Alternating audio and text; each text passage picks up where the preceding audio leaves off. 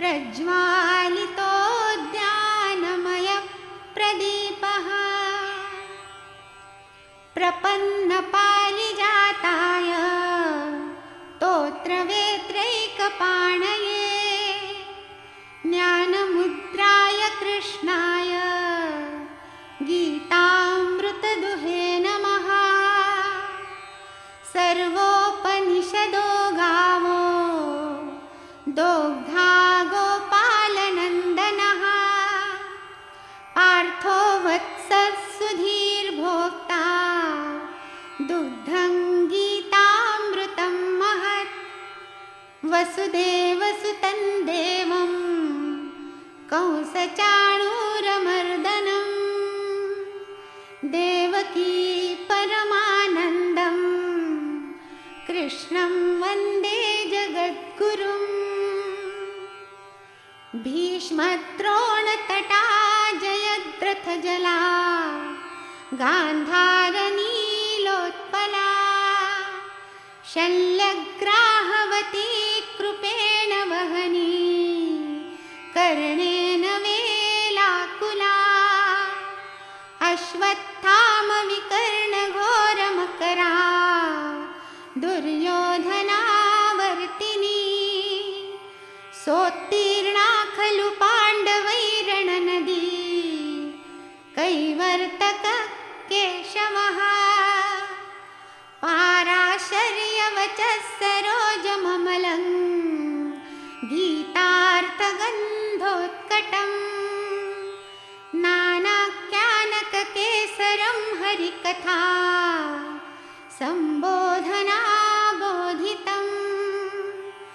लोके सज्जनषट्पदैरहरः पेपीयमानं मुदा भूयाद्भारतपङ्कजं कलिमलप्रध्वंसिनः श्रेयसे। मूकं करोति वाचालं पङ्गुं लङ्घयते गिरिं यत्कृपातमहं वन्दे परमानन्दमाधवम्।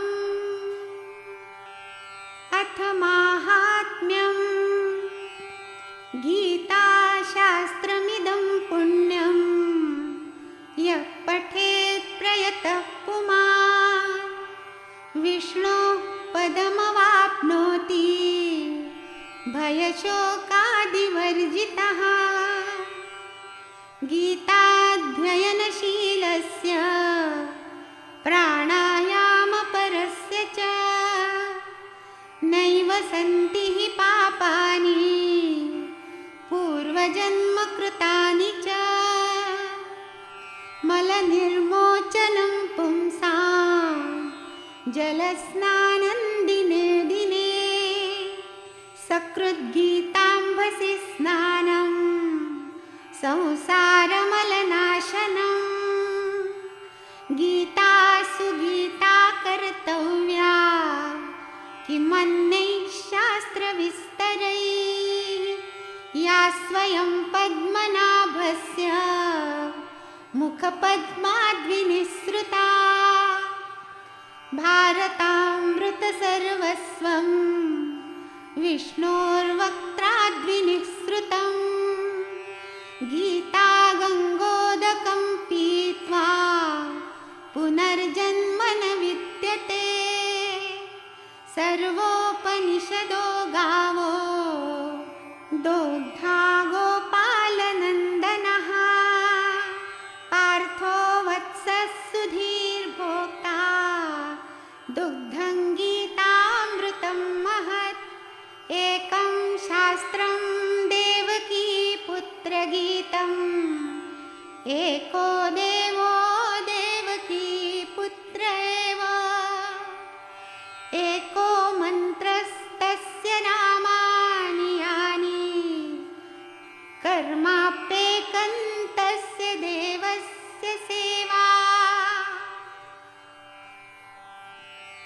अथ ध्यानं शान्ताकारं भुजगशयनं पद्मनाभं सुरेशं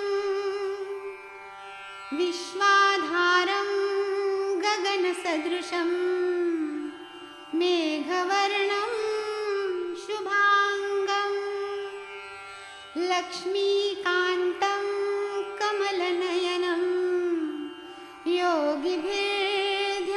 योगिभिर्ध्यानगम्यं वन्दे विष्णुं भवभयहरं सर्वलोकैकनाथं यं ब्रह्मा वरुणेन्द्ररुद्रमरुतः स्तुन्वन्ति दिव्यैस्तवैः वेदैः साङ्गपदक्रमोपनिषदैः गायन्ति